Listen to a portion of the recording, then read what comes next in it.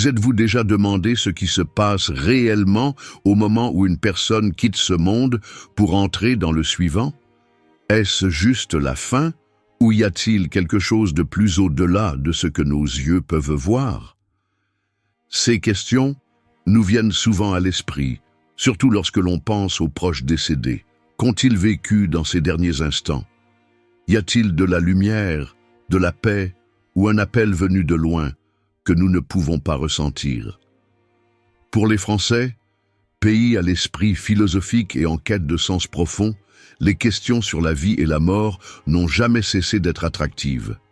Ils suscitent non seulement la curiosité, mais éveillent également le désir de comprendre la nature humaine et les mystères qui se cachent derrière les frontières de la vie. Aujourd'hui, nous allons embarquer pour un voyage à la découverte de ces miracles, basés sur la lumière de la Bible et des histoires vraies de personnes ayant vécu des expériences de mort imminente. Préparez-vous, car ce que vous allez entendre n'est pas simplement une information, mais aussi une opportunité pour vous de reconsidérer la vie, avec toute sa beauté et son sens profond. Peut-être qu'à travers ce dialogue, vous trouverez vos propres réponses, ou du moins ouvrirez-vous la porte à une compréhension plus profonde du lien entre la vie, la mort et d'autres choses. Aujourd'hui, dans cette vidéo, nous allons explorer ensemble les 9 visions les plus rapportées par les personnes aux portes de la mort. Lorsque nous perdons un être cher, la douleur et l'incertitude peuvent être accablantes. Seront-ils en paix maintenant? Vont-ils ressentir la présence divine? Ces questions résonnent dans l'âme, cherchant du réconfort dans la tristesse. Mais ce sont aussi les souvenirs qui nous unissent, nous offrant un sentiment d'éternité et d'amour continu. Découvrez à travers la Bible et les récits de ceux qui ont touché la mort, ce qui se passe dans ces derniers moments décisifs.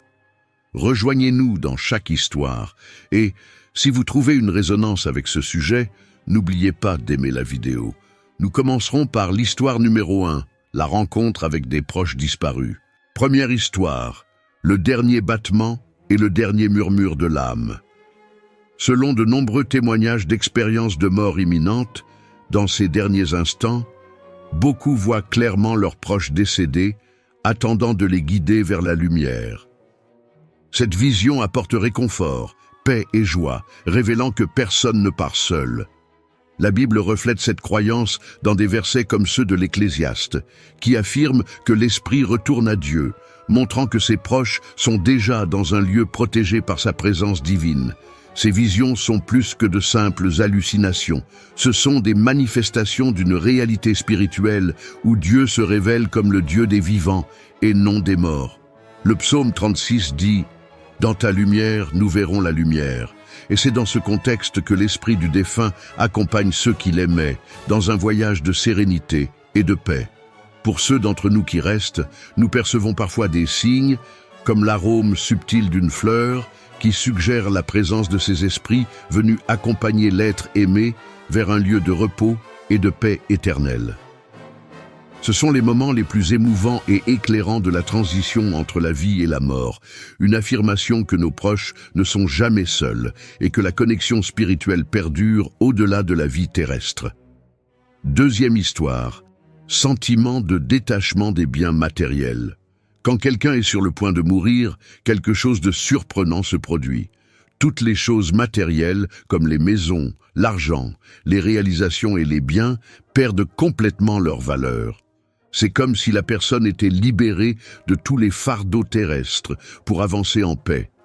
Ce détachement est une préparation à la transition qui permet à l'âme d'avancer sans entrave vers l'inconnu. La Bible est claire.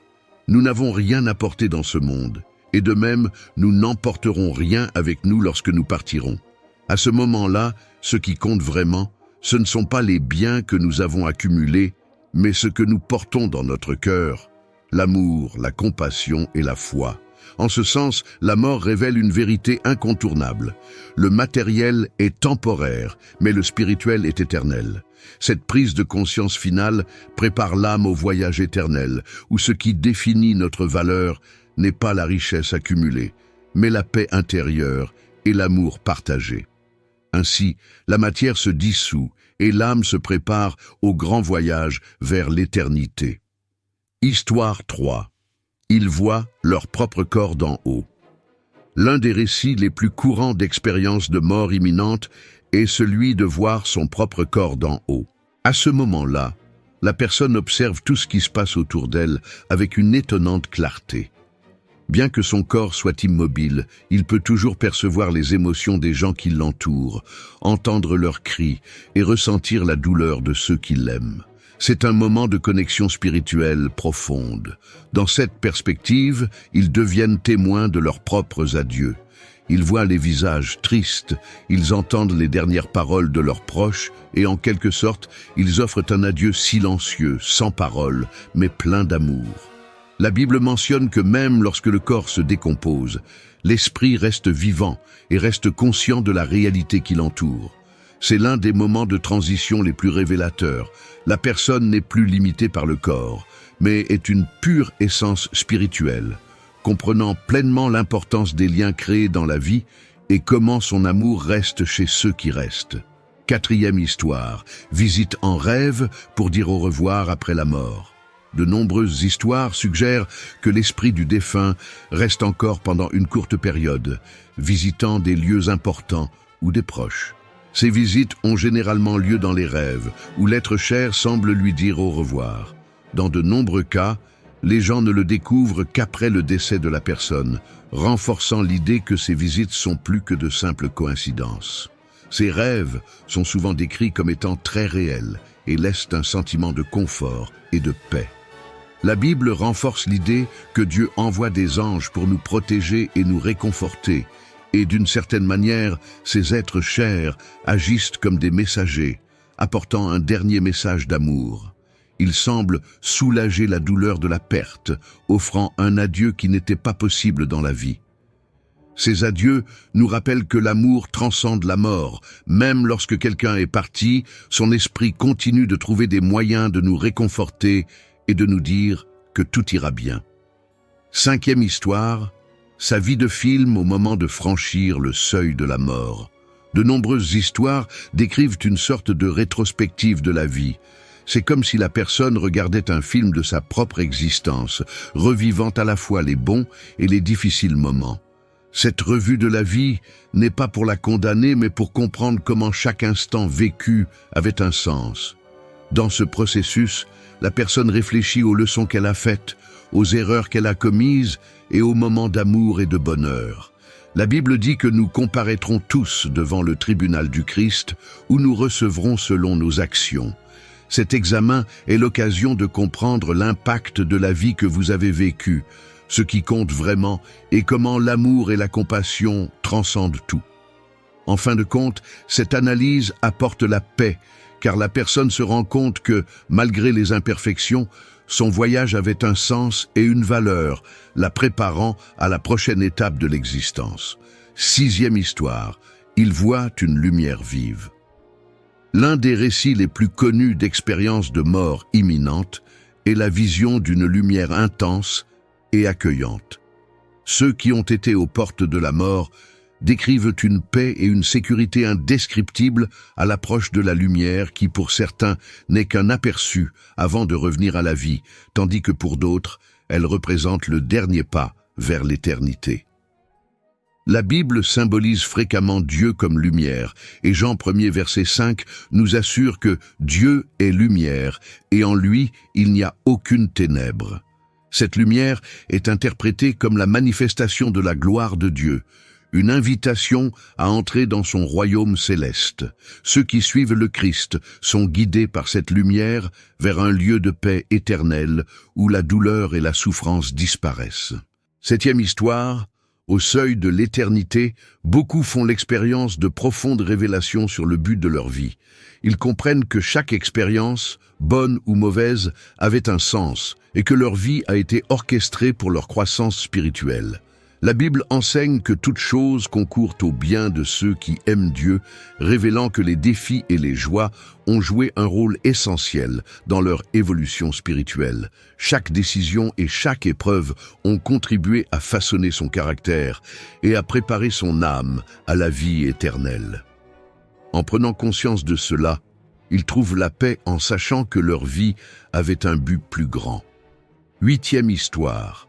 En se dirigeant vers la lumière, beaucoup commencent à apercevoir l'au-delà, décrit comme un lieu d'une beauté et d'une paix inégalée. C'est un environnement incomparable à toute expérience terrestre, mais en même temps, il semble étrangement familier.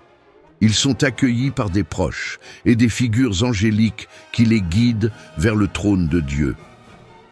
Les Écritures, comme dans Apocalypse 21, décrivent cet endroit comme un nouveau ciel et une nouvelle terre où il n'y a ni douleur, ni souffrance, ni mort. Pour ceux qui franchissent ce seuil, c'est le point culminant de toutes les promesses divines. Un paradis où règne l'amour et la pureté, et où la présence de Dieu est extrêmement palpable. Histoire 9. La rencontre avec Dieu est peut-être le moment le plus sublime et le plus attendu de ce voyage. Pour celui qui repart en paix avec sa foi, voir le visage de Dieu est un moment d'épanouissement absolu. Cette vision transcende le physique et devient une reconnaissance totale de sa majesté et de son amour éternel. 1 Corinthiens 13 nous dit que maintenant nous voyons faiblement, comme dans un miroir, mais que plus tard nous verrons face à face. Cette rencontre finale est la révélation complète de la vérité et de l'amour parfait. Tous les doutes, peurs et douleurs se dissipent, laissant place à une profonde union de l'âme avec Dieu, où l'on expérimente une paix indescriptible et un amour inconditionnel. À ce moment-là, la personne comprend pleinement que sa vie faisait partie d'un plan divin, guidé par un Dieu qui la connaissait et l'aimait depuis le début. Ces histoires nous rappellent l'importance de vivre une vie qui laisse un héritage d'amour, de sagesse et de paix.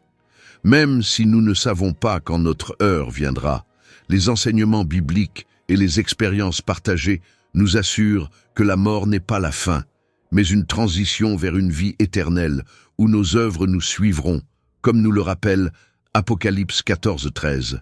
Bienheureux soient-ils, les morts, qui meurent désormais dans le Seigneur.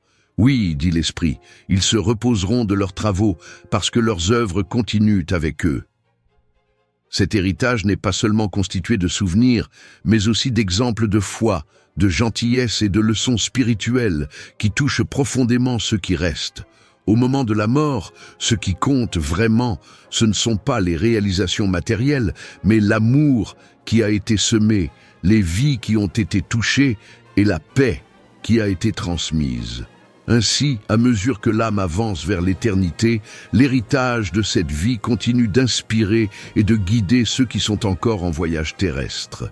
C'est un rappel que l'amour et la sagesse sont éternels, qu'ils transcendent la mort et continuent de briller même après notre départ. En réfléchissant à ce que nos proches peuvent voir et expérimenter après la mort, nous nous rappelons l'importance de valoriser ce qui compte vraiment: l'amour, la paix et la connexion spirituelle. Pour conclure notre voyage à travers les 9 choses que les gens voient quand ils meurent, avec une explication biblique, nous espérons que ces visions vous ont apporté non seulement du réconfort, mais aussi une perspective plus profonde sur ce qui pourrait nous attendre au-delà de cette vie terrestre.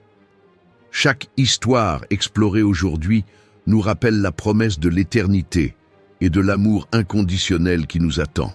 La mort, loin d'être la fin, peut être considérée comme le seuil d'une nouvelle existence dans la glorieuse présence de Dieu.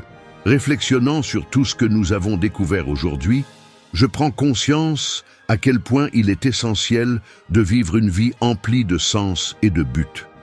Chaque expérience, chaque personne que nous croisons sur notre chemin joue un rôle dans notre préparation à la rencontre ultime avec le divin.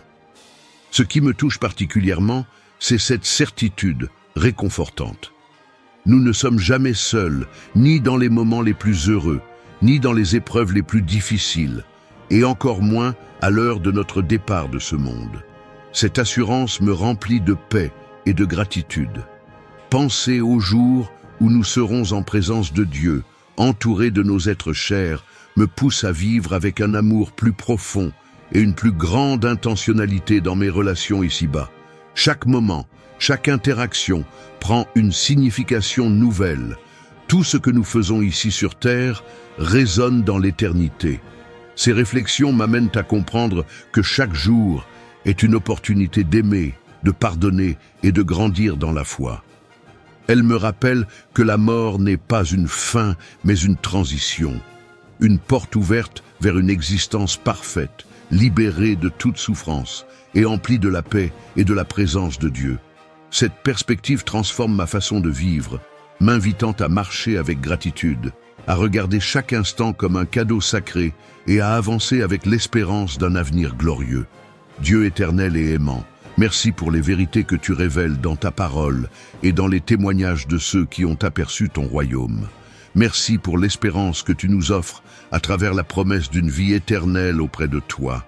Apprends-nous à vivre chaque jour avec cette perspective céleste, à aimer davantage, à pardonner pleinement et à refléter ton amour dans nos actions. Renforce notre foi pour que nous puissions affronter nos peurs avec courage et avancer vers toi avec confiance. Prépare nos cœurs pour que, lorsque viendra l'heure de notre départ, nous puissions entrer dans ta présence avec joie. Au nom de Jésus, Amen. Merci de nous avoir accompagnés dans ce voyage à travers les visions de l'éternité. Si ce message a touché votre cœur ou inspiré votre âme, je vous invite à le partager avec vos proches.